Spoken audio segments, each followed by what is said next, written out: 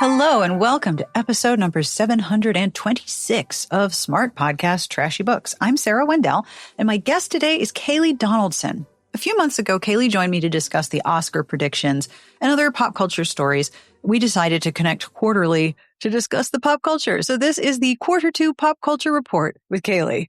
We are going to discuss the misogyny attached to Timothy Chalamet hate, a deep dive into the public post history of Club Chalamet as indicative of larger issues in fandom behavior, Madonna's new album, Lizzo's new album, and the Tartan Army.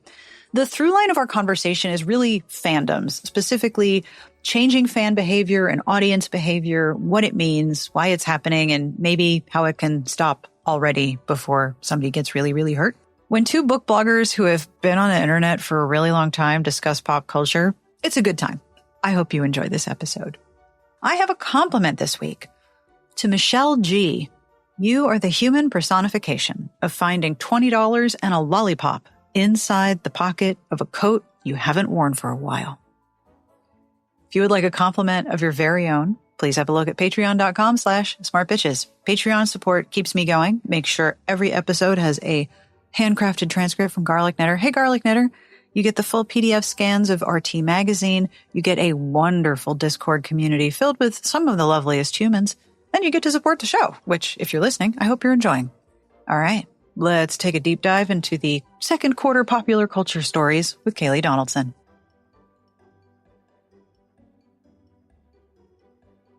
Welcome back, Kayleigh Donaldson. Oh, thanks for having me. We were due a good natter. Seriously, we have not spoken, as you pointed out when we connected, since right before the Oscar nominations. So it has been a hot minute, and it's time for us to do the second quarter popular culture report of things that are on your mind. Yeah, I mean, I gotta say, we did actually okay with our Oscar predictions. Like, I did say I thought Kate Hudson would get nominated, she did. But I also said I thought Timmy was going to win. And a lot changed between the nominations and the night.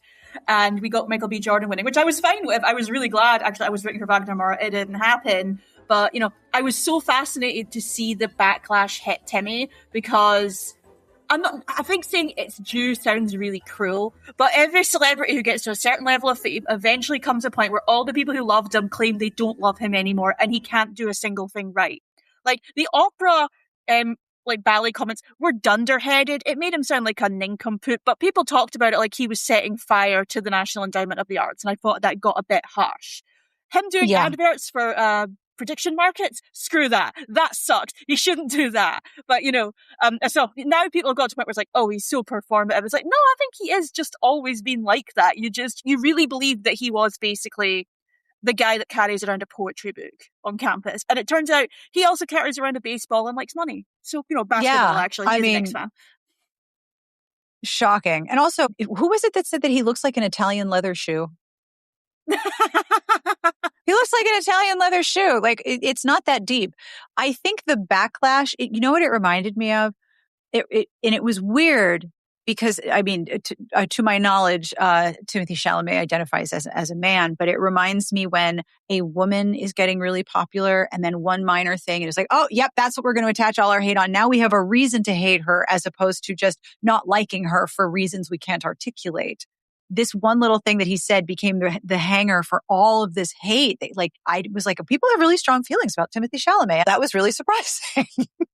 Yeah, and the thing is, by the time we get to June Part 3, which I'm looking forward to, they're adapting one of the weird books in the series. You know, I am excited to see Paul Atreides go full genocide, because that's one of the really interesting parts in the series, is he goes from being a hero to, oh, actually, it turns out having godlike leaders is bad. I really want to see how he does with that role. By the time we get back to June Part 3, I think people will be back on him.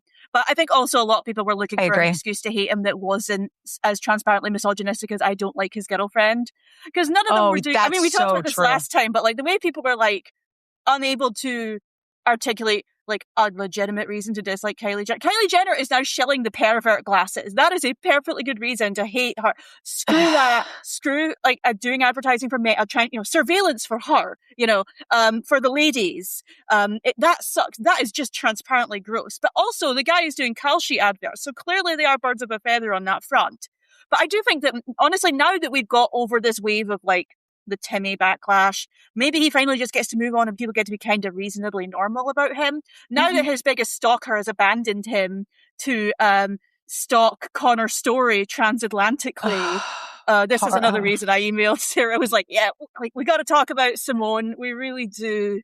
So I just want to tell everybody that at around 10 o'clock in the morning, my time, Kayleigh sent me a DM on Blue Sky that was like, hey, we need to get together. I have some things that I really need to get off my chest. And at about 1 o'clock my time, I had not seen that DM. I had not logged into Blue Sky yet because I try not to log in until after 3 in the afternoon. So I actually get something done with my day. I send her an email at like 1. I'm like, hey, you want to come back? And then I go over to Blue Sky and she's already reached out to me. So we totally had a mind meld that this was meant to be. Do you want to start with Club Chalamet and fandom what the fuckery?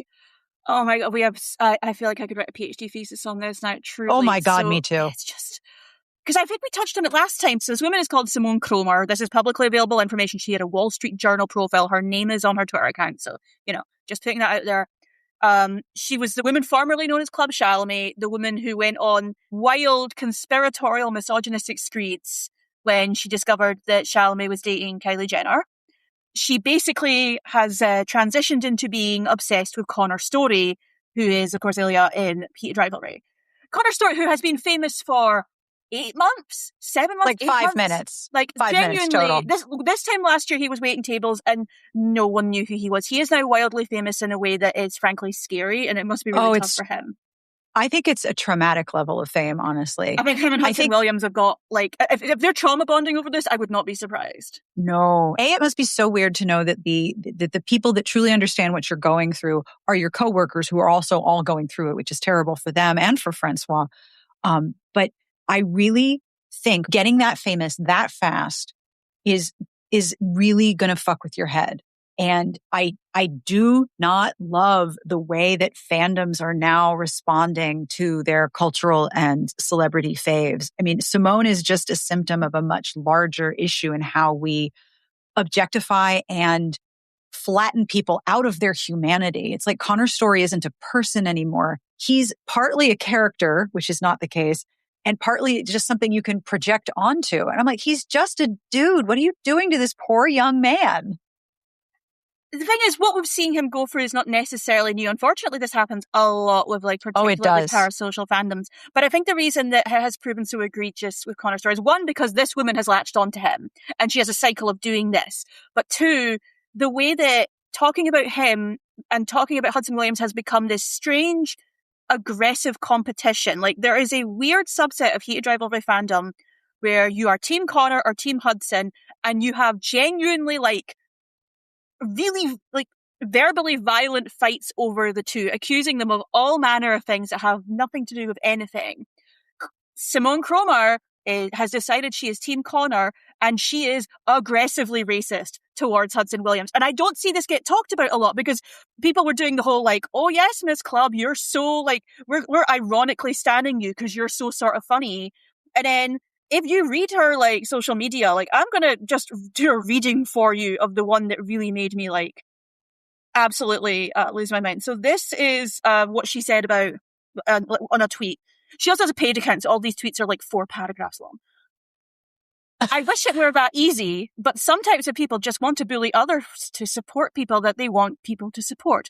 Also, I really think that what's at the crux of the people who hate Connor Story, is that they look at him and see someone who has won the lottery in appearance. Fair, blonde, blue-green eyes, and level of talent, and they dislike how C can so easily lure people and professionals to like him.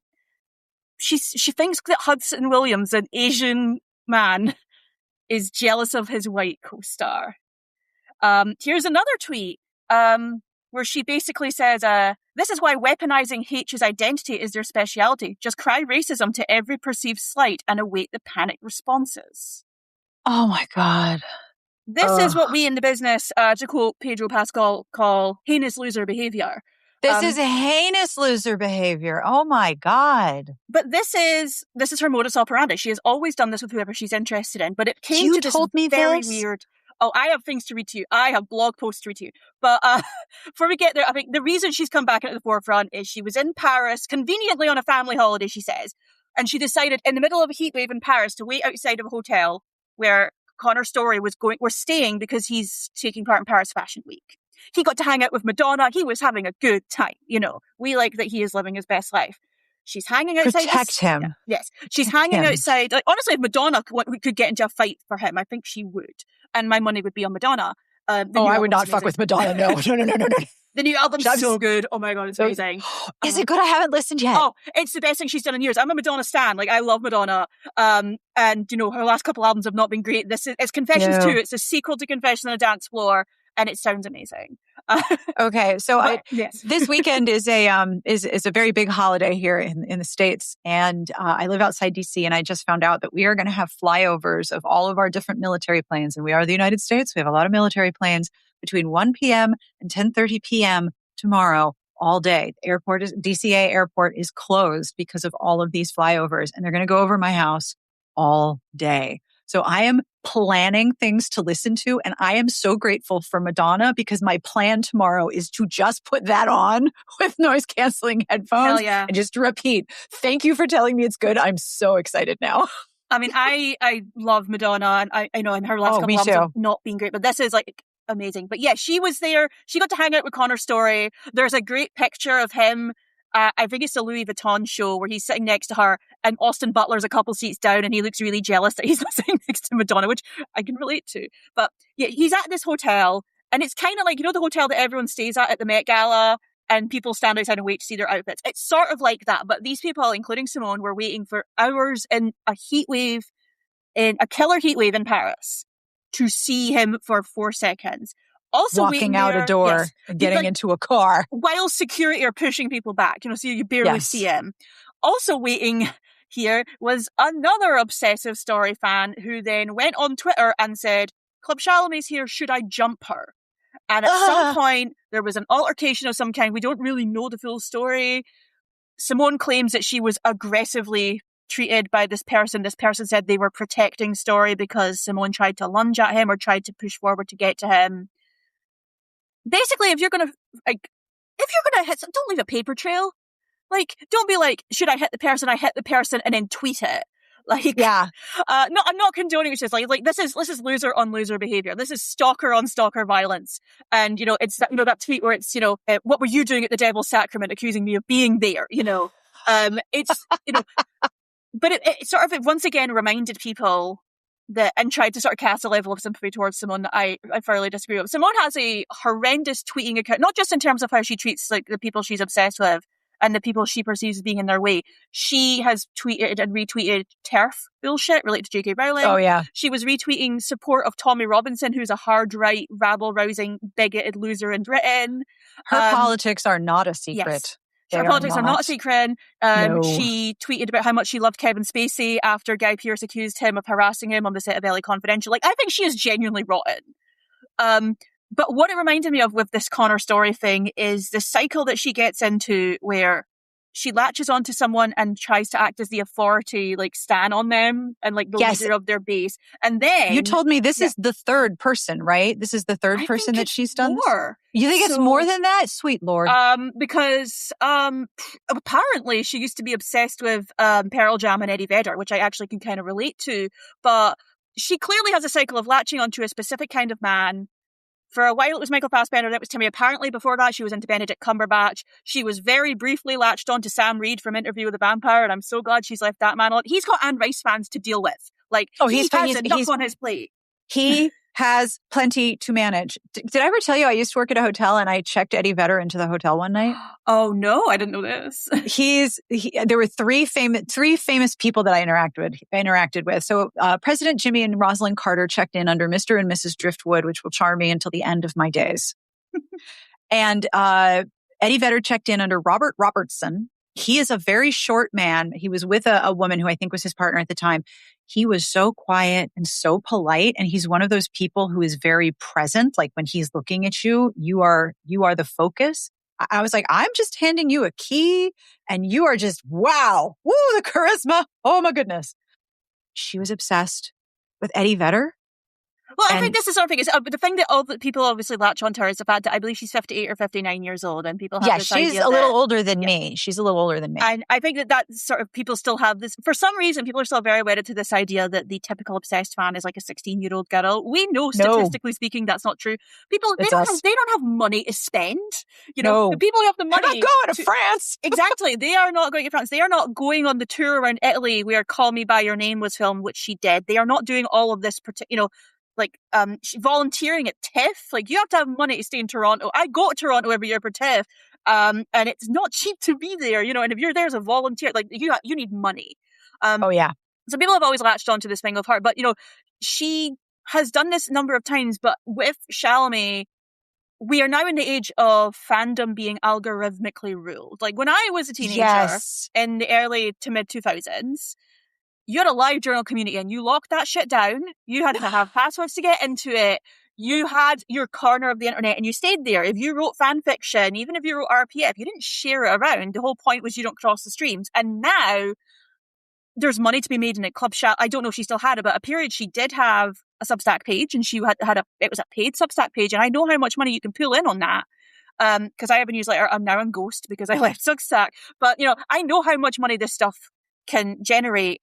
And she was getting attention. She got a Wall Street Journal profile. She is constantly being written that makes about. Me so mad. The profile is bananas. Because it's like weirdly fawning and uplifting. Like, all the photographs are really clearly making fun of her. It's a really strange mix. Yes, it's a really weird tension because the photographs, she looks ridiculous. And it's almost like they're holding her up as like, hey, laugh at this crazy loony lady. But then in the article, it's like she's so brilliant and so interesting. And I'm like, what are you doing? Why are you doing that? Who made the editorial decision that this is what needed to be in the Wall Street Journal today? Why? What were you doing? And I think that's the other reason that, like, the focus has come so much on her, is that she has weirdly been elevated partly by social media. Like, she doesn't have a massive amount of social media following. She is not pop-based. She is not, you know, like, in terms of, like, fan followings that you used to get, she's really, in terms of the numbers, not there. But the name Club Chalamet now generates a certain level of clicks, and she has been sort of elevated in this pseudo-ironic way of, oh my God, these bitches be crazy. And again, she is not the only one like this. Clearly, like, the way that Connor Story is talked about by a lot of people in the really dark corners of the Heated Rivalry fandom, that is unfortunately now kind of the norm. There is one of the reasons I don't do fandom anymore, other than because I'm professionally right about it and I don't want to be in those, you know, those corners, is that I hate how everything is now a numbers game. There's a weird sort of drive for data from this sort of fans. It's the way that they, like, the way Swifties and all these musical fans are really obsessed with Spotify numbers, the way that fans get really driven about box office for how much these films made, or, you know, the Letterboxd averages or the Rotten Tomatoes scores. You see these stan accounts and it's like, the fourth worst song on the second worst album just crossed 1 million streams. And I'm just like, and what does this have to do with anything? There's this drive to have these people be like definable winners in a way. Yes. And you have to assign some data point to them. And seeing this being like thrust on to Connor Story and Hudson Williams, and to a lesser extent Francois Arnaud, who'd been around a little longer and had other roles people knew him from. Like, shout out to the Borgias, you know, for everyone who watched that. But, you know, these guys have been famous for less than a year, like less than like 7-8 months, I think, if we're being accurate. They were waiting tables a year ago, and now people are treating them like they're, you know, greyhounds that you bet on in a race. Yes, they've lost all of their humanity. We are now in this age where everything is gambling. Like, you know, if you've ever watched any sports event, I believe I saw numbers that the Stanley Cup this year, there was a gambling ad on average every 3.7 seconds or something like that. I will double check. But, you know, ESPN, which is supposed to be journalism, has its own gambling app now. Prediction betting is a thing where basically you can bet on everything. And I think fandom is now being treated like that because that's where the money is. I know, having watched television in the States, the two biggest advertisers that I see on a streaming app are sports betting companies and pharmaceuticals. And both of their ads are so extensive. The production value on a pharmaceutical ad is insane. the special effects, the lighting, everything about it is gorgeous and it's so expensive. And the same is true of the sports betting. You look at how much money is just spent on the ad itself and then how often you've seen it. I can recite some ads for Cymbalta for you if you would like. I've seen them every ad break. When I was in Toronto last year, the amount of times I heard the song, I have type 2 diabetes and I'm living it well. Like, how do I know this? Yes, I am socialized medicine. Why do I know this song? It's so absurd. I am fascinated by the idea that we have these data-driven fandoms and now everything is gambling. And now it's like you have to pick the winner of your fandom and you have to pick the winning person to back. And so it's like Connor versus Hudson. And I'm sure those two people do not interact that way. And I feel awful for how shitty that must feel to be those people. And the fact that their humanity has been completely erased from it that really bothers me. I was a teenager in the late 80s and the 90s. So I predate the internet with all of my fandoms. Like I had to hope that maybe Entertainment Weekly would mention Beauty and the Beast with Ron Perlman because that was probably my first fandom. Can I just say I rewatched a bunch of that show like late last year, early this year, and I was like, oh this is like genuinely addictive. George R.R. Martin, why didn't you stick to doing this?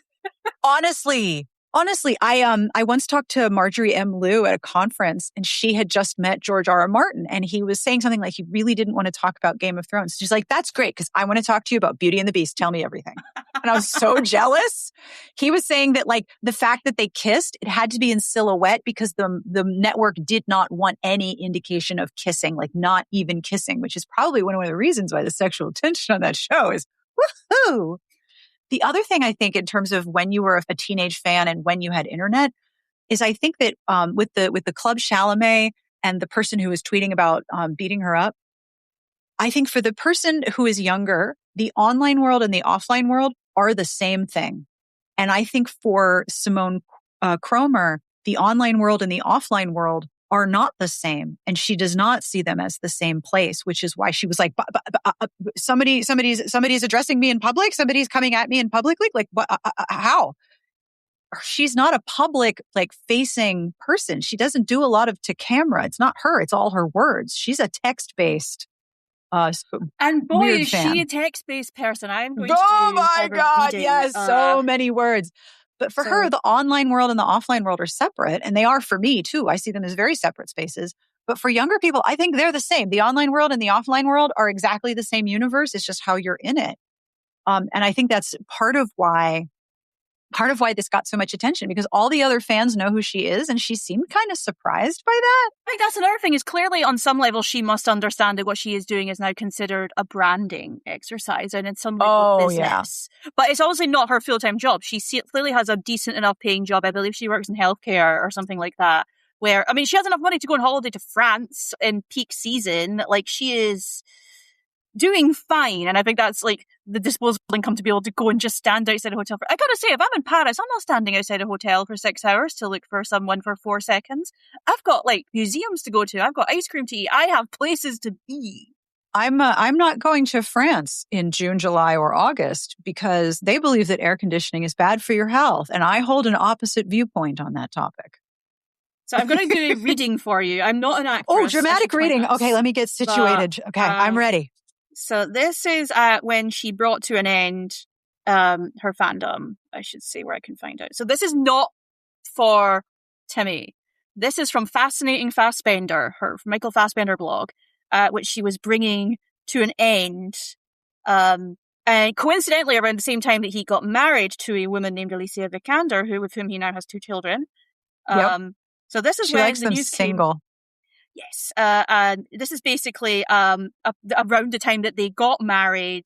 And I think about the Hudson hate while you're finding it. One of the things I think that really ramped up the Hudson hate was when he revealed that he had a girlfriend and people acted like they had been tricked, like they had been deceived. The minute that he confirmed that he had a girlfriend and was no longer accepting all of the projection that fans wanted to do onto him, then he was like the worst. And it's real easy to just bring his being Asian into it. Oh, fuck's sake. And it's also like the way people said, oh, they're queer baiting because they're very intimate together in public and they're very close and they hug and kiss. And it's like, isn't that good? Like, we do not know Connor's story sexuality. People are speculating. But isn't it a good thing for men in general to have that comfort around one another and be friendly? Like, we've been fighting for that for decades. I think it's a good thing that they can hold hands in public and, hug and just enjoy one another's company and be close together. Because frankly, they're going through a lot together and it's probably good for them to have one another. And they were so naked together so long, so much time. They were probably wearing the modesty sock, but they were naked together for hours in front of whole bunches of people. Like, of course they're close. They had to be so intimate in so many different ways as their job. Okay, so this is Simone losing her mind over a blatantly fake blind item that claimed that Michael Fassbender and Alicia Vikander's wedding was... According to this very, the website Blind Items, which is just Blind Gossip, which is just all people writing fan fiction, essentially claiming that their wedding was for publicity for a movie that he's made. I can't read the whole thing because I genuinely will lose all of our minds, but this is a bit where I just want you to read this and just change the names in your head from Michael and Alicia to Timothy and Kayleigh. I'm just saying. For me, as a fan of Michael Fassbender, I'm very disappointed. You lose some integrity when you participate in shenanigans like this.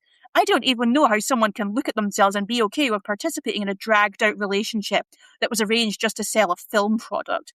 And the lies grow bigger, and the pretending takes a toll on a person, especially if you're a good person like I know Michael Fassbender to be. And as I've stated previously, being a part of this thing with Alicia has taken its toll on him. Now he's married to her. Married. This is a personal life commitment that no one should take lightly. But so many people do, because you know what? You can just get a divorce. As I stated previously, in Hollywood, it looks better for a celebrity to have at least been married and then divorced instead of not being married at all. Marriage is a game for most in Hollywood. It's used as a promotional tool, and I resent that. There is so much craziness going on in the world. We are inundated with massive lies that affect us personally in the real world and are designed to control how we perceive things, from social economics to healthcare concerns, to LGBT issues, women issues, minority issues, animal rights, green initiatives, democracy, voter rights, racism, natural disasters, cancer, etc. The list goes on. And when I write for Fascinating Fassbender, I am a supportive of an actor whose work I enjoy very much and use as a source of fun for my passion for creative writing, escapism, and inspiration. But not lies. No. Not some fraudulent scenario that expects me to believe it and respect it. My being a film should not be taken advantage of. I'm not gullible or stupid, and I'm not going to support fake shit anymore on this blog.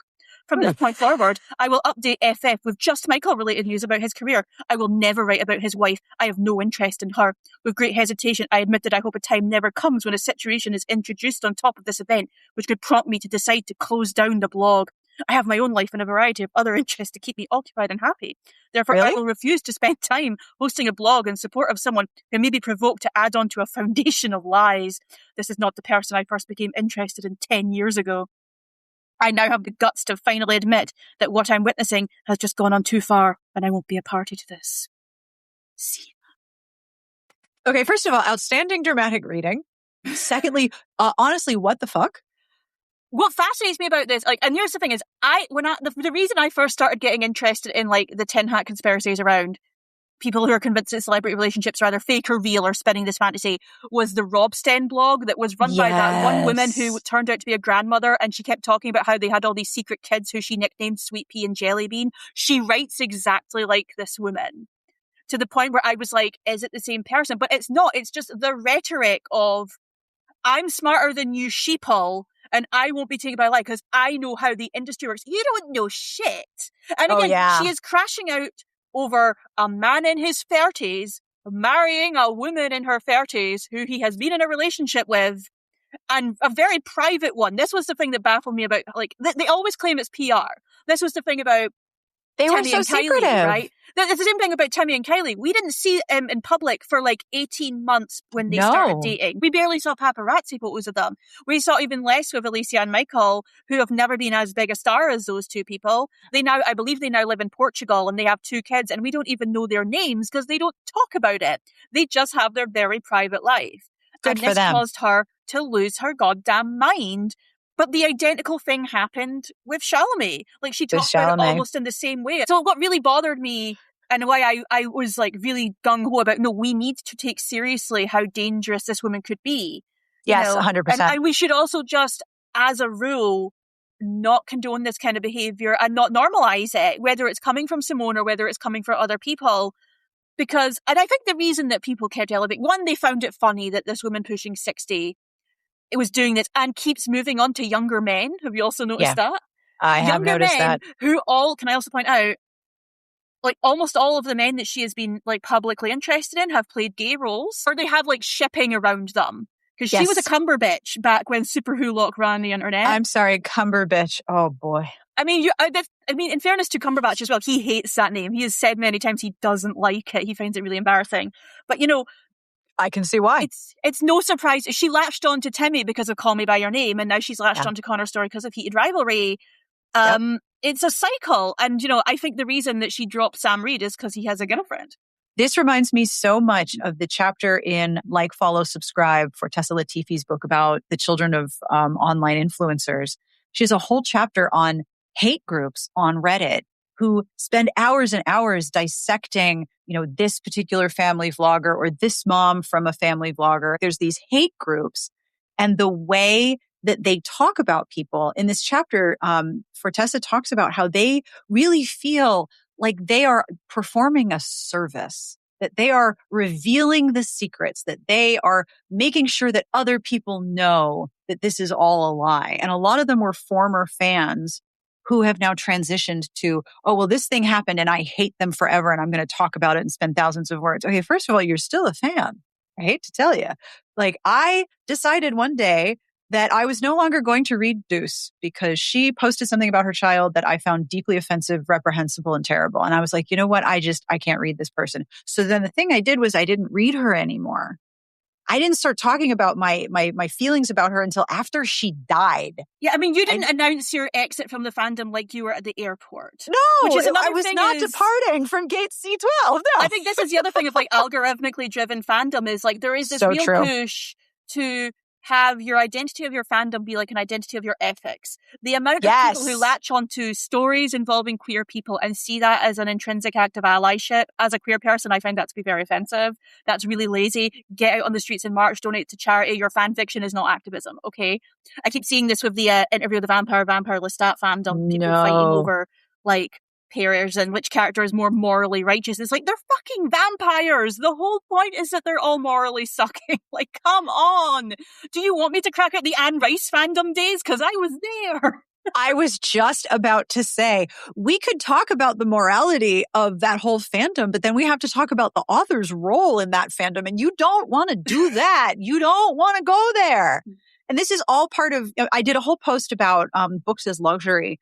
And I talked about the difference between reading as a hobby and being a reader as an aesthetic, where you have to decorate and perform your hobby as a expression of your public brand. And a lot of people online are thinking in terms of having a public brand. And the idea that your fandoms have to be ethically pure to support your public brand is truly bananas to me. These are people. They're flawed. They fuck up all the time. But the minute they become like the subject of a fandom, it's like they're like a one-dimensional, like, what were those things that we had when we were kids? Color forms, where you would color it in and then shrinky-dink it down. Yeah, they're like color forms. They're like barely two-dimensional, and you can put them in different scenarios. And it's like, no, this is a person. This is a whole person. And it's bad art. Like, it's such bad art. I mean, why would you want to watch, to give Interview with the Vampire and the Vampire Lestat as credit, because the new season's amazing, by the way. Why would you want to watch that and be like, I need the characters to announce at all times that what they're doing is bad, and actually they thoroughly disagree with it? Like, I don't need you to tell me Lestat having sex with his mother is bad. The show is pretty clear on that being bad.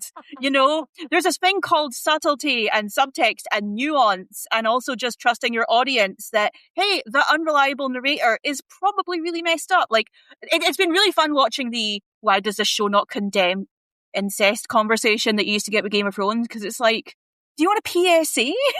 Like, it's quite, I think if you don't know it's bad, that's a personal problem, babe. But like, if they don't acknowledge it's bad and I like it, then people will think that I support, you know, incestuous vampire mom banging. Like, people will think that that is something I support. So I need them to say it. It's not enough to be like, wow, that was a lot. And I'm certainly not ever recommending anyone become a vampire and bang their mom. But like, you can separate this. And you can also like let the actors have the fun with it, you know, because like yes, the thing that also baffles me, because I see a little bit of this with the fandom, what you see with heated rivalry is like the urge to push the actors against one another. It's like they all clearly like one another. Yes, like the weird push to be like, why are you making Asad Zaman hang out with that old man? It's like, you know who wants to have fictional sex with that old man, the Pulitzer Prize nominated old man? Asad Zaman. He is so. If you're not watching the Vampire Lestat, they've finally started hinting at Daniel and Armand, Devil's Minion, for people who have waited for decades, and it's great.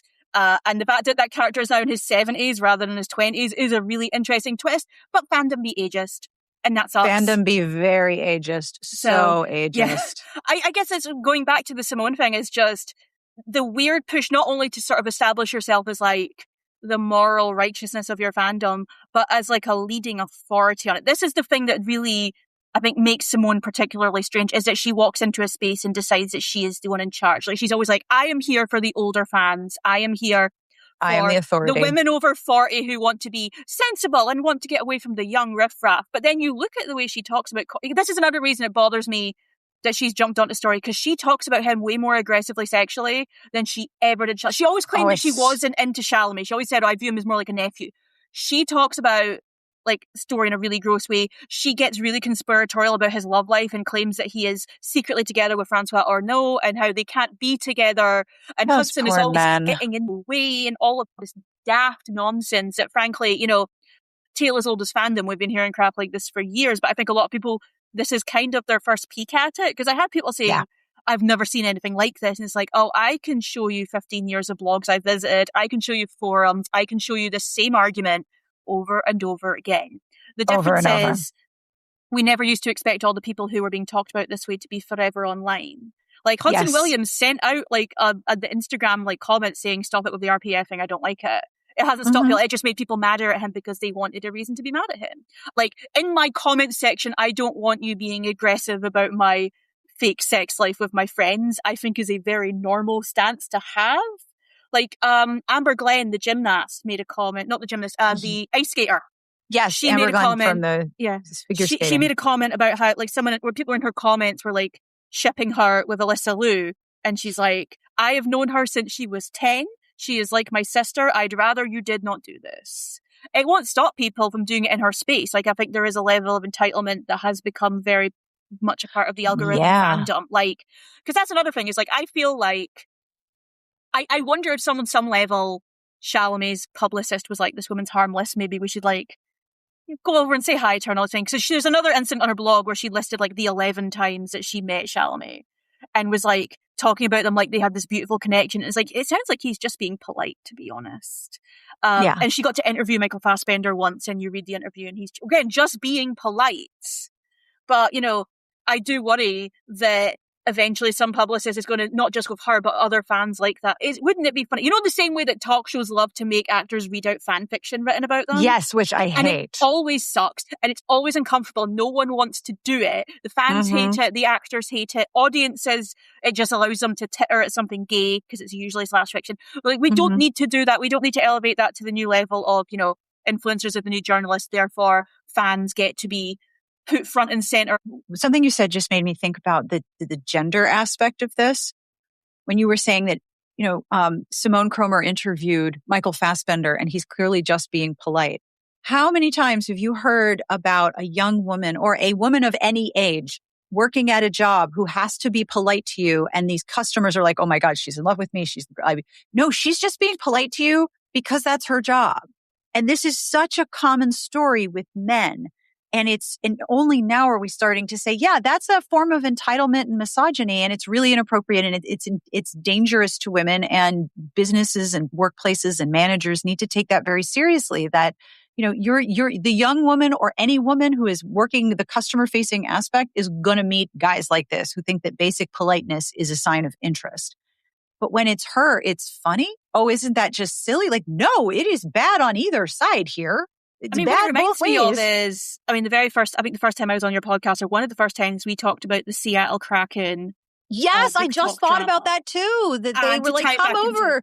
To buy back into heated rivalry. And like, you know, there's a certain subset of people, of women, who believe that if they behave the same way a man does, it's intrinsically feminist. Yes. Like, I get to be aggressively sexual towards a man and they just have to deal with it. even if they and their wives tell me that it sucks. I mean, you know, we could talk about like the rise of like hockey fandom via hockey, like hockey talk and book talk. I think is ultimately a good thing. I think balancing out like the horrendous misogyny and racism and rape culture of ice hockey by diversifying the fan base is a wonderful thing. I think the NHL have completely shit the bed by not taking advantage of the heated rivalry fandom. I think that they are so scared of embracing money and people liking them that they did this. But you know, the flip side of that is also, you know, you have to like instigate a level of decorum. You know, shame. Bring back shame. Like bring back the certain level of just. It's okay for you not. It is okay for you not to yell in public and demand like the celebrity's time. You are not paying for that. I think I was thinking a lot about Simone and like all of this stuff in conjunction with like the rise of like lack of etiquette in public spaces and concerts and theatre and stuff. Entitlement. You know. I had a friend who went to see Mitski and said that people would not stop. Mitski's a very quiet performer. She was trying to create an atmosphere and people would not stop yelling, trying to get her attention and trying to get like meme material from her. Yeah. And it disrupted the whole show and people hated it. Or the amount of artists that have had things thrown on stage and that have hit them. Yes, and hits them. It's happened to so many people. We're going to start... We're going to start having venues that are like, no, you don't get to have your cell phone at this venue. You don't get to... Well, Phoebe Bridgers just announced that all of her shows are going to be phone free. You get put in the pouch. Yes. And all these people lost their mind saying, well, I've paid. Why can't I film the show? It's like, why are you how are you getting your hand up there for that length of time? That's exhausting. You know, when I went to see, shameless plug, I went to see David Byrne from Talking Heads in March and it was amazing. It was so good. But he asked people, please film as little as possible. Don't have your phones in there. Please just enjoy the atmosphere. So I got a couple videos where my phone is sort of like, I couldn't see what was being recorded because it was here. But it was an incredible... The thing I remember most of that show is getting up and dancing and having him like encourage people to really get together and have fun. And it was so wonderful. And I think if everyone had their phones out constantly for the big numbers, it wouldn't have had that experience. But, yes, you know, going the world to is not Yelp and we are not all journalists. Going to concerts, going to sports events, going to theatre, going to all of these things, it's so expensive now. Expensive to the point where a lot of artists can now no longer withstand it and have had to cancel tours. A number of big acts have had to cancel entire tours this season because they don't have, and people who just can't pay for it because, you know, unless you're the Eras tour or Springsteen or something, who the hell is going to pay $250 for the cheap seats? But when people do pay that and they go to the theatre and they buy their $25 drink, I think there is a certain level of like, you know, dance monkey dance. Isa Briones, who is Sanchez in the Pit and is also a wonderful musical theatre performer, she did the show Just in Time, which is the Bobby Darin show. And she had to keep sending out posts on Instagram being like, can you please stop heckling me with comments from the pit? I am doing my job. Why are you doing this? It is offensive, impolite behavior. Like, holy crap. And again, going to Broadway is expensive. I don't understand spending the money and thinking, I'm going to like heckle this person and everyone's going to clap. They're going to love it so much that I have ruined the flow of the Bobby Darin show by referencing the pit. Yes. I do not get it. I truly, that mindset baffles me. But like, how many reports have we had over the past couple of years, especially post-COVID, of people heckling performers, of people singing along to musical performers louder than the people on stage? How, you know, concerts, people throwing things on stage, injuring the performers. You know, Baby Rexha got a phone flung at her head. I know, she had to leave the stage, that poor woman. And then the guy basically, like, he then had to walk it back because he got charged with it. And he was like, oh, I just thought it would be funny. Like... You're not the main character here. No, you are not the main character. I kind of hate the phrase main character syndrome because it's people sort of use it in the way they use performative now, where it's like you have a personality and are trying to enjoy yourself. It's, you know, but there's a difference. There's a difference. They think they are always the most important person in the room because of their social media following or whatever. We saw that at BEA at the Javits because there were a lot of people who were there. Well, I'm this such and such influencer. And I'm like, yes, and you are one of 35,000 other influencers with the same follower count. You are a big deal in your space. You are not a big deal in this space. And it's important to know the difference. And I think that's the other thing that's driving it and driving people like Simone and driving this sort of larger, like the most incurious version of fandom that I find really depressing is it's a hunt for a kind of centering of oneself and one's perfection and one's glorious creative and moral purity, but also like trying to like further, you know, like muddy that space between like that. We used to have a far more sturdy space in between like the artist and the fan. And now the like influencer culture, and now, you know, everyone being online and everyone being encouraged to be online and to monetize it means that everyone now goes to these concerts and behaves like this. Like, I had a great time at Zach Bryan, but when he did his he does Big Number Revival as his encore, there was people like next to me who were filming themselves the entire time and singing to it, and I was like, he's over there. Like, this is a great gig. He's wearing a Scotland top because it was the weekend of the football and they put him in a kilt, and it was great. And we chanted "No Scotland, no party" so many times because it was the one game we won. And why not enjoy that incredible atmosphere instead of filming yourself? Like, I know I sound like a crotchety old lady, but there's a pride and curiosity to a lot of this that I really don't like. And I think that I've seen that with, you know, a lot of artists don't know how to deal with that. And I don't blame them. Like, I do not blame Connor and Hudson for wanting to set all this out. I know people like keep saying, well, why don't they call out these fans that are behaving like this? It's because that's just going to make it worse. That's going to make it much worse. That's going to make it much, much worse. And, you know, we have a lot of artists now who feel like the only way they can really survive is to sort of cultivate that kind of intense, zealous kind of fandom. And but the corporations want it. Publishers want it. Film studios want it. Publicity firms want it. Publishers definitely want it. They want that fandom that will do anything. I think that we are weaker for that, and we can disrupt, because ultimately I think it is a good thing to have a middle class of pop culture.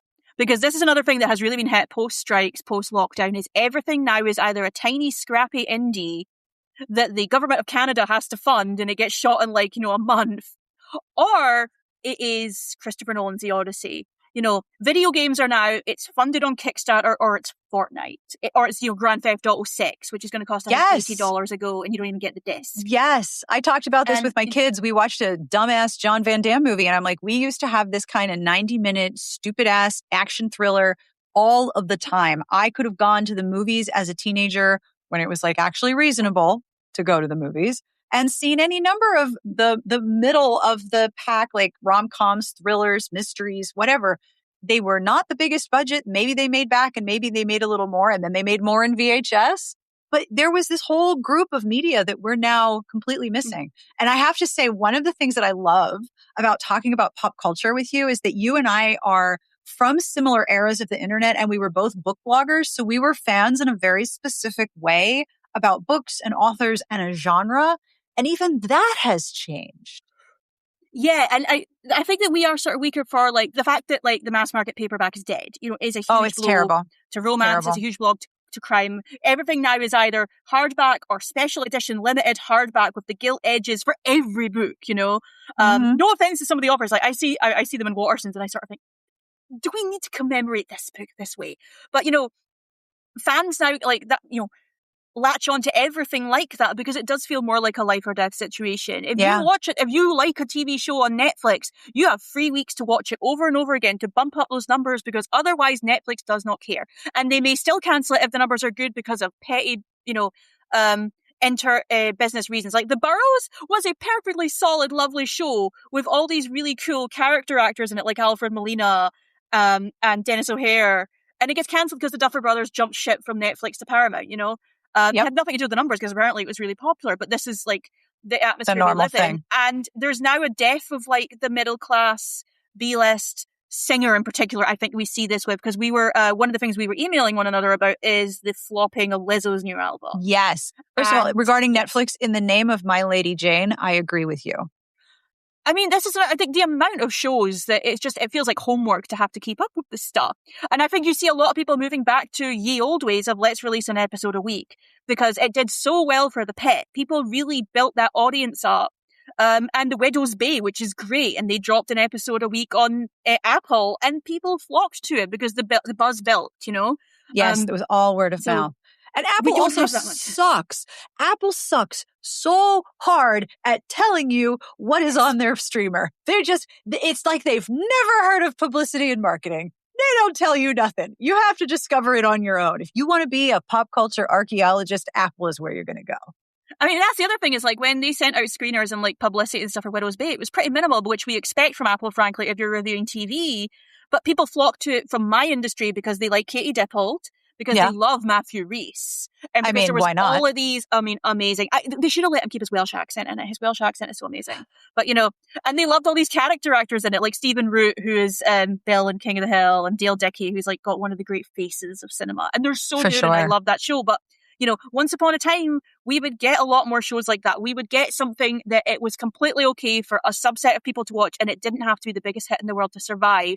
But now, music, you see this particularly with the amount of artists who have cancelled tours this year. Oh, is staggering. Is Meghan Trainor cancelled hers. Jelly Roll and what's his face, Post Malone were supposed to go on a big tour together, and that's been greatly scaled back. Zayn from One Direction has cancelled. The Pussycat Dolls. I did think that Jelly Roll and Post Malone were the same person for a little while, so I can understand why they went on tour together. There is a great joke in the Vampire Lestat where he's touring these tiny little 1,000 seat get-ins places and he can't sell them out, and he's talking about how he's going to be the biggest star in the world, and Daniel says, Jelly Roll just sold out that arena. It made me laugh very hard. Because there's also jokes in it where Lestat is mad that Drake is outselling him. It's like, you shouldn't have to know who Drake is. You're too buddy. French for this. You don't need to worry about that. So do you want to talk about Lizzo? Yeah, we have to. I would love to hear your thoughts on this because it's related, because she has or had a fandom. There were definitely Lizzo fans. What, Lizzo's last album debuted at number 2 on the Billboard's Top 100. It won her a Grammy. It had a massive number of big hits. Her new album, it was everywhere. Her new album is called Bitch. It landed with very little publicity. I believe the official numbers have its first week sales, or equivalent sales, which is basically where they kind of add up streaming songs to make it seem like a full album, between about 2,500 to 3,000. That doesn't even get you onto the Billboard Top 200. To put that into perspective, the next week's sales, I believe, got down to about 600. This is an unmitigated flop, and I've seen a lot of people surprised by this, and they've cited, well, the lawsuit against her probably made an impact. The fact that she changed her physical image and lost the body positivity thing made an impact. I don't disagree with that to an extent, but I think that it ignores that actually, while that drop is very drastic, I actually don't think it's all that unusual for an artist's time to run its course. To me, Lizzo is such a fundamentally 2019 artist. Self-confidence, plays in Target, plays at Hendo's, makes you feel good about yourself. You get together and feel good as hell. And that's good. Here's the thing, that is ultimately a great demographic to appeal to. I don't know if she necessarily had the way to evolve to keep up with the times, but most artists don't. This is the thing, we used to have a middle class of pop where you could have your Paula Abduls and they'd have these huge albums and then they'd go away. 2 albums, maybe 3, and then we're good. Cyndi Lauper, a huge album, second one not as big, third one not as big. She goes off and does other things. That is a perfectly normal career to have. Doesn't she have an EGOT now? She's an EGOT now, I believe. She certainly has a Tony because she did the Kinky Boots musical. But, people love Cyndi Lauper. She writes musicals, she does acting, she does tours. It is not a shameful thing needs to an be Oscar. Cyndi Lauper. Because Cyndi Lauper is short an Oscar. All right, so next year I want whatever it is. She needs to go up against Diane Warren for Song of the Year, and she needs to win the Oscar. Oh, my arch nemesis, Diane Warren. I listened to this podcast called Fixing Famous People, and they did a public episode about what is up with Diane Warren. And they did a behind the paywall episode where they looked at every song that she'd been nominated for and talked about how much they sucked. And it was so satisfying. Oh yeah. I wrote a piece for Paste where I talked about she DM'd you. She did. I wrote a piece for Paste basically being her omnipresence at the Oscars is weird because these songs are all the past 10 years of her nominations for Best Original Song are bad. Once upon a time, she was getting nominated for Don't Want to Miss a Thing or Can't Fight the Moonlight. Great song. She can be a great pop singer, but she is so desperate to win an Oscar, she will write dirge for films that no one has even heard of. And I made this point, and I was not the first person to make this point, and I got this weird mean DM for her, which says, you must have been a mean girl in high school, and, I must have been so miserable. And then K-pop Demon Hunters beat her this year, and I was like, well done, Golden. Love that song. Just incredible pop. So as far as I'm concerned, I never want her to. And I know it's petty, but she's also just the only thing she does online is rant about wanting an Oscar and run into people's comments saying, do you condemn Hamas if they're in any way pro, like, Gaza? So, like, you know, and let go back. If you write Can't Fight the Moonlight Again, we'll talk. But you haven't written that in 25 years. So, no, and that song. Congratulations to K-pop Demon Hunters. But I'm actually surprised she hasn't written for Lizzo. Maybe that's Lizzo's attempt at comeback. Because, again, like, once upon a time, we had these people who, you know, it was perfectly okay to like their songs and not attach your entire personality to the act. You're not allowed to just like things anymore. Yeah. You have to embody them. They have to embody you. They become signifiers and signals of your morals, and your ethics is part of your personal brand. It's like the fandoms that you have are like accessories to yourself and your persona. It's so weird to me. And it's very externally driven. It's like gibbets for your personality. So you are a crock and you just got so many holes and you got to gibbets all your fandoms and make sure it looks really good. I mean, it's the fact that fandom, like, everyone has like a nickname for one another, and that's old. Like the Grateful Dead had the Deadheads all the way back in like the 60s and 70s, and those people are still going. Like, respect, you know. My in-laws are real hippies. They were at Woodstock, the original one. Oh yeah, they know. So you know, it's not new. I mean, but again, going back to the almighty algorithm, going back to like this drive for the fact that there's so much less money now unless you're a Taylor Swift or a Beyonce. You know, the idea of being middle of the pack is seen as sort of a failure. Yeah. And yet, you know, and we don't have really the structures in place to support that anymore. Like, Meghan Trainor cancelled this big arena tour she was going to do. Why is Meghan Trainor on an arena tour? Like, why was she trying to sell arenas? She is a TikTok meme artist. She is one of the artists who I categorize under memes. She's a sound clip on TikTok. She's a sound clip on Instagram. She is a meme artist.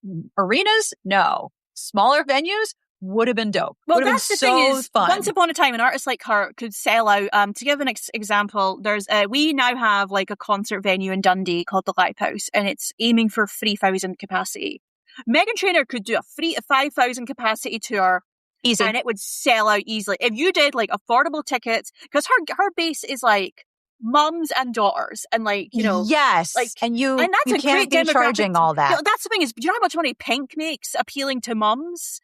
Like, oh my God. That woman could do 48 nights in Australia and half the country goes. Like, that is a huge demographic to do. It's a good business. But it's not cool. And I think everyone now is desperate not only for the money of an Eras tour, of a Renaissance tour, of a Celebration tour, of like Coldplay's tours are really big as well, but the clout of it, you know, that has to be seen as cool. And not everyone is really cool. And I think that's a good thing. I think ultimately, like, we need a bigger spread of that. And I think a lot of these artists are being screwed over by Live Nation. I think a lot of them are being screwed over by management who think, yes, not only do we not care about making some of the money, we have to make all of the money, but we have to treat your fans like fools in the process. Because again, no one should be paying $250 a seat for the back of the row for Meghan Trainor. You know, they should not be doing that for not even all the Pussycat Dolls, 3 of the Pussycat Dolls. Just 3, not all, just the 3.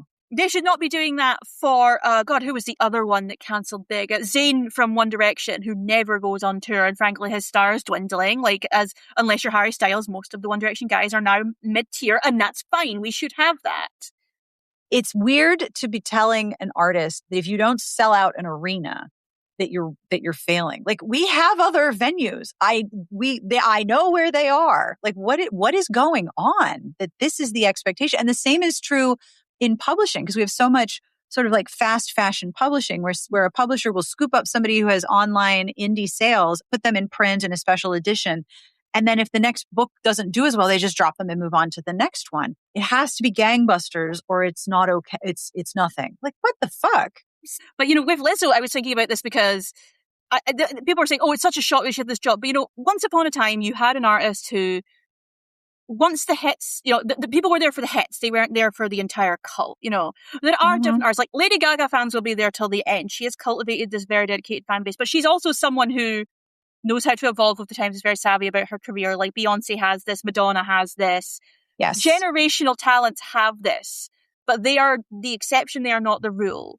And then there are the people who, once the hits stop coming, once the music's not good anymore, people just move on. And I think ultimately that's one of the big driving forces with Lizzo. And I don't want to discount the horrendous misogyny and racism that has to be directed towards her. You see that whole thing of like, I've been waiting for this downfall. What on earth are you talking about? Do you treat Chris Brown this way? I wish.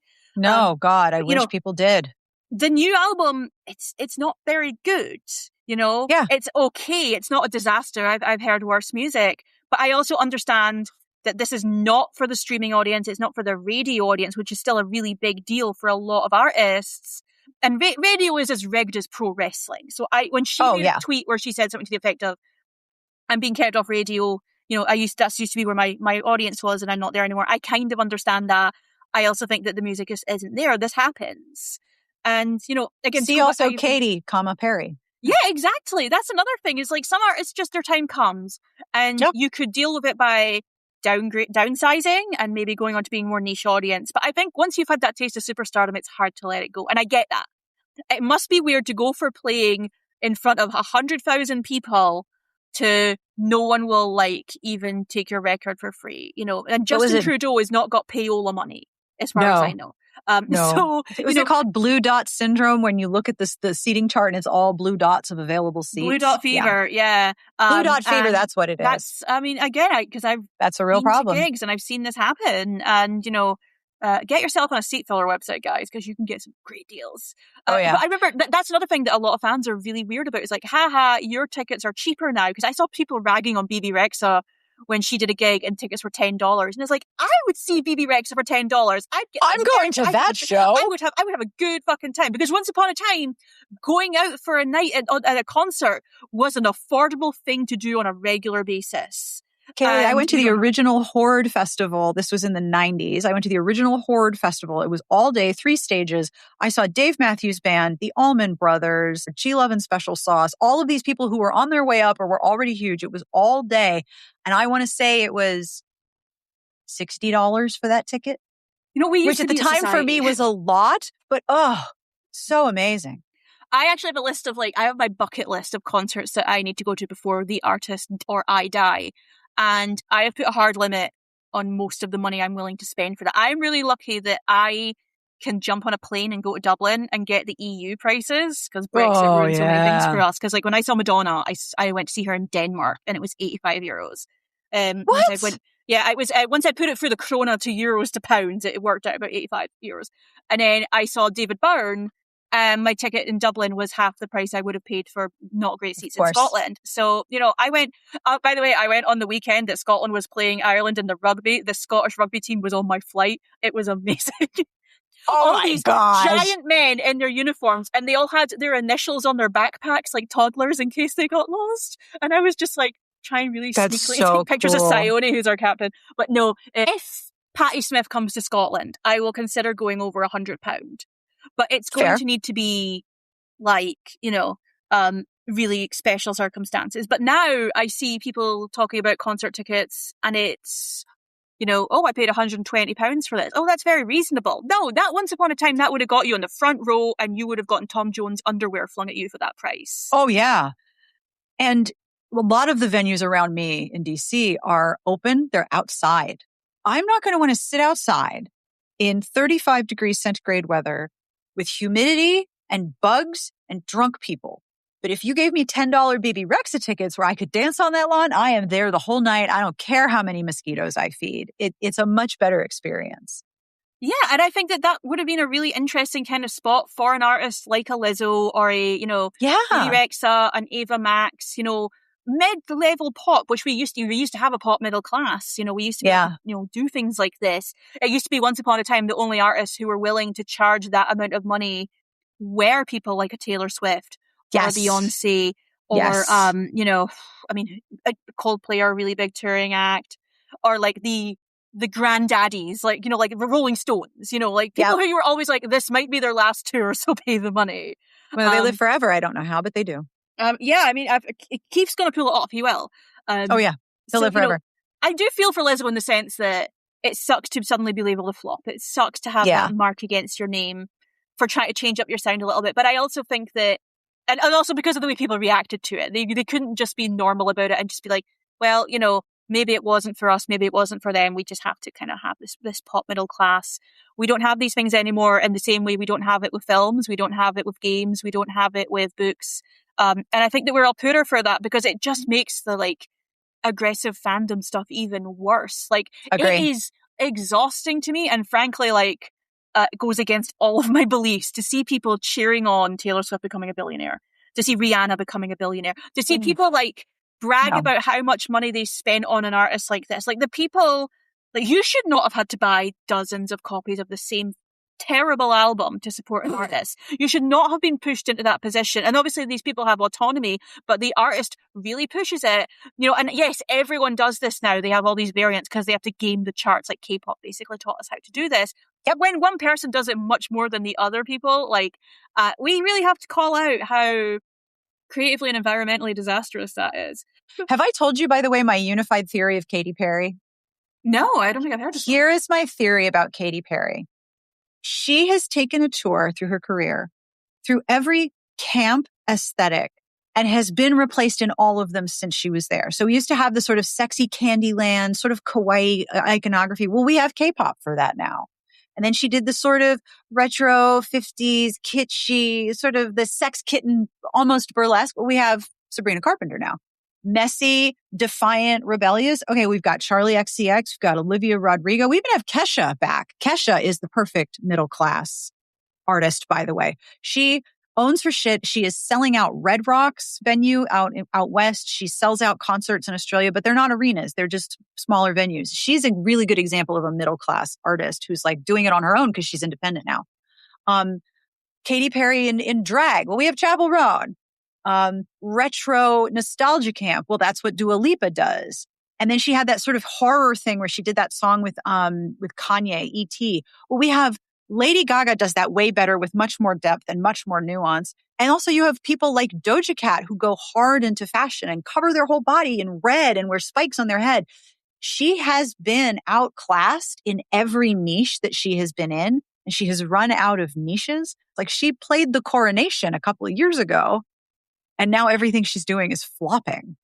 Like, she does not have any more niches to occupy because all the ones that she was in are occupied by people who are doing it bigger and better and who are younger. And trying to make music to appeal to the Billboard charts to the widest audience possible got her back into bed with Accused really pissed doctor look, and all the music was bad. It didn't sound anything like someone was wanting to listen to. I mean, she got Doechie's rap on one of those songs and no one cared. And Doechie was like the biggest thing in the world at that time. I know. I think I'm always that thing of, if I had that sort of level of access to people, would you not want to go work with the really cool indie people in pop? Would you not have wanted to go work with like Jessie Ware or, a Troye Sivan? Would you not want to go work with all these really cool producers who, like the people that basically made Charlie before she blew up with Brat? You have so many options, but also her aging into being like a politician's wife is kind of what I expected from her.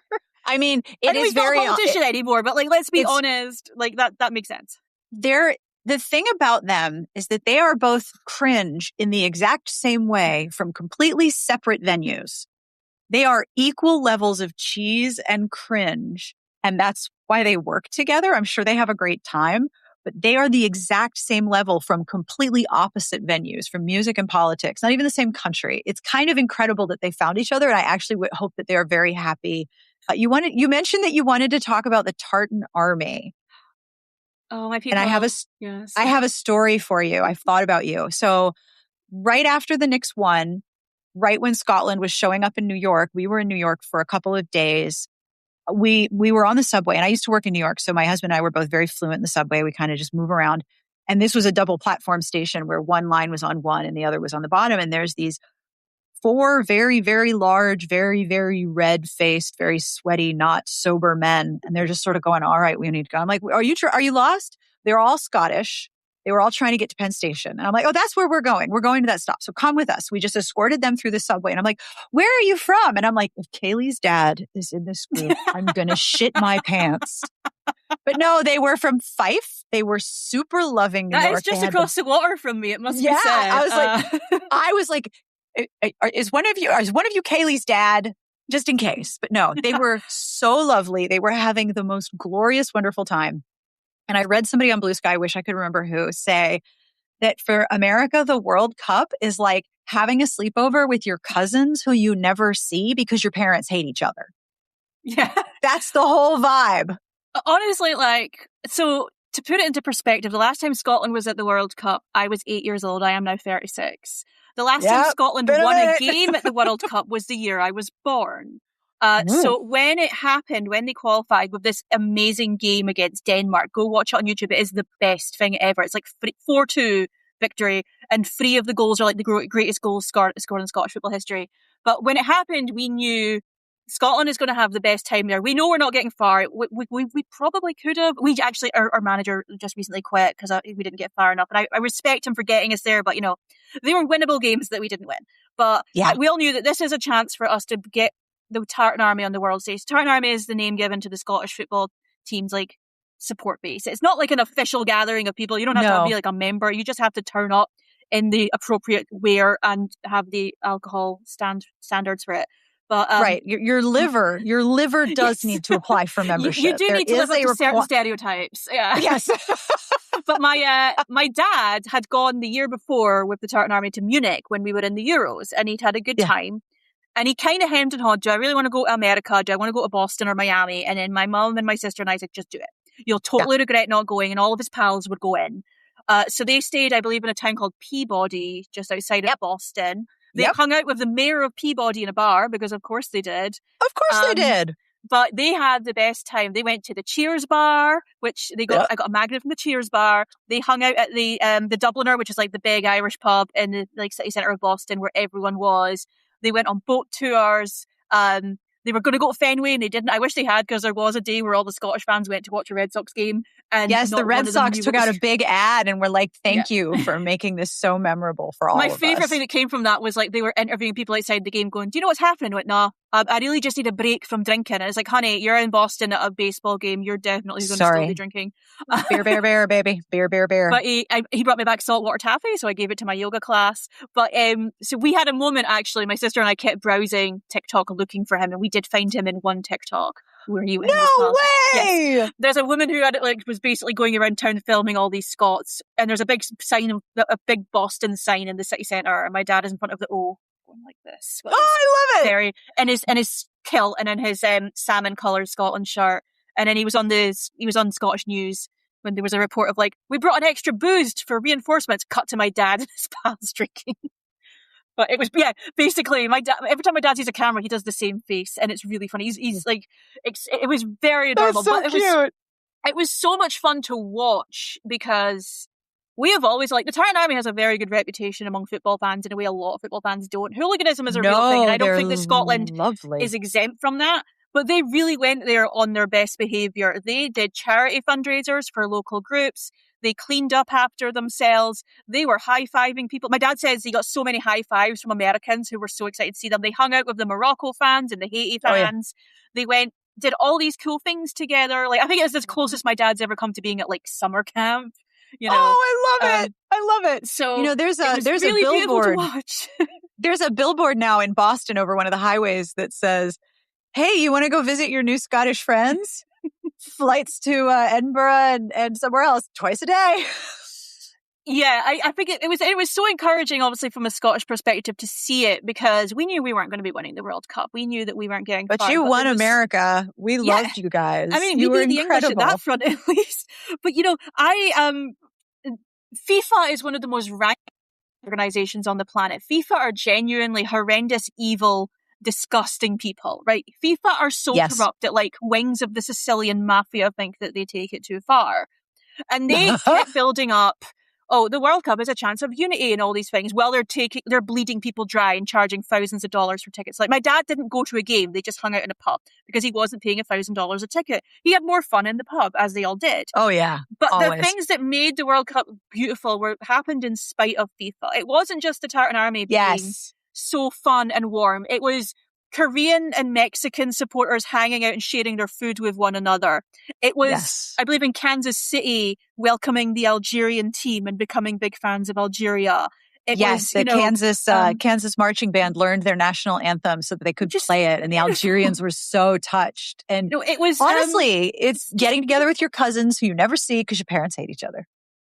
And obviously, like, I mean, there's part of you that like, oh god, it's a stereotype, but we're all drunken losers. But then I heard how many bars we'd like drunk dry, and I was like, well done, boys. My favorite y'all report drank was the Sam Adams bar dry. Yeah, apparently, like, we did 3 times the business of St. Patrick's Day in Boston, which, like, I didn't think was legally possible, but hell yeah. My favorite report was there was one guy saying, the pub's empty, they've nothing left, all they've got left is Bud Light. And I was like, I like that even we have standards, even we're not drinking Bud Light. My dad did say they went to some pubs that they drank dry, and he went, I had to move on to this, like, fancy IPA shit, and it wasn't the same. And it's like, that's because you have the worst taste in beer, but you were still drinking it, weren't you? And he went, oh, obviously.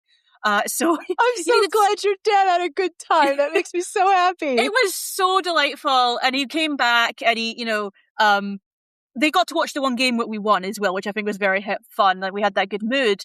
But just to leave with that reputation, he said that it genuinely was the most positive experience. Everyone was so kind and was so welcoming. Oh, yeah. They did put a traffic cone on one statue, but I don't know which one. I don't think they remember, to be honest. Which one? No, they don't. They don't. It did happen. Just having people introducing people to things like that. So for people who don't know, in Glasgow city centre, there is a statue of the Duke of Wellington on his horse. And sometime in the 80s, drunk students started putting a cone on his head.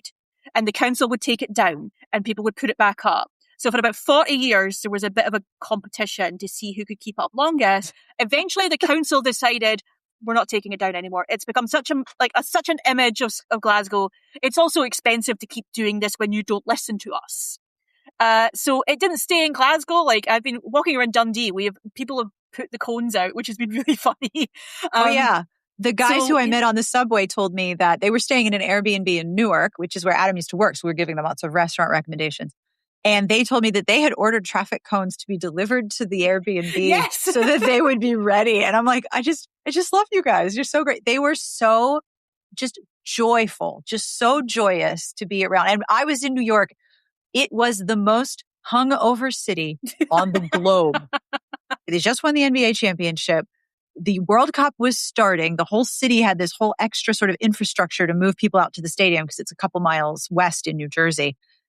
Everyone was so excited and happy. And it's like, oh, this is great. Wow, I forgot we could do this. It brought so much to us that we needed and we didn't know we needed. So seriously, thank you. It was glorious. I'm bummed I didn't meet your dad, though. Next year, I believe the Euros are taking place. It's going to be Spain, Portugal, and Morocco. And my dad is hoping that it will be in Spain so he can go there. But he would go to either places because I was really rooting for him to get to go to like Canada because I love Toronto and I think my dad would have loved Toronto.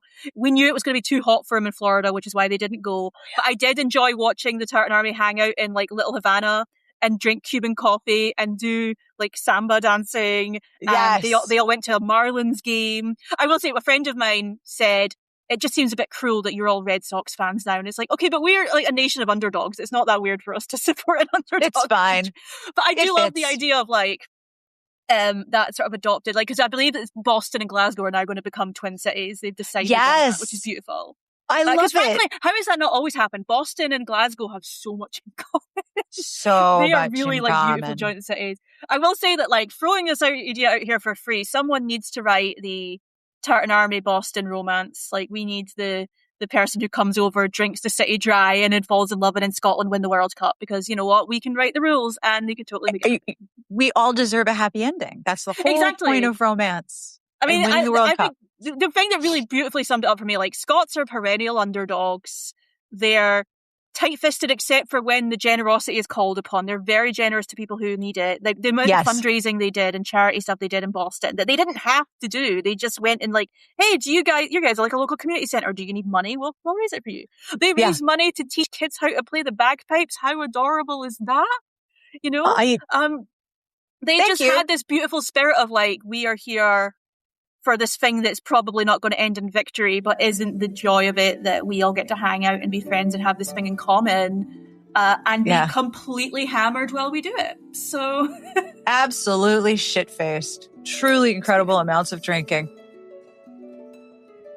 And that brings us to the end of this week's episode. Thank you enormously to Kayleigh for connecting with me over many, many time zones.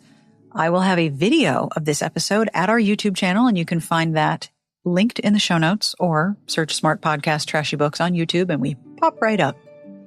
I do have some sad news to share. I learned recently that longtime friend of the podcast, Sassy Outwater, passed away a year ago on July 12th, 2025. Sassy provided so much of the music in early episodes of the show from her work as a producer with various bands and ensembles. If you remember all of the Pete Bog Fairies music, that was Sassy. I am so sad to learn that she is no longer with us, and I'm very, very grateful to have known her. Our outro music that you're listening to is Sassy on the harp in an original composition she called Rumba for SBs. Next week, we are time traveling back to March 2009, and our RT Rewind episodes this month are pretty freaking awesome. I hope you will join us. And also, thank you to a listener who said we needed better thumbnails for our YouTube videos. We did need better thumbnails, and now we have some, thanks to a wonderful designer named Theodore, who is brilliant. On behalf of everyone here, we wish you the very best of reading. Have a wonderful weekend, and we will see you back here next week. And in the words of my favorite retired podcast, Friendshipping, thank you for listening. You're welcome for talking.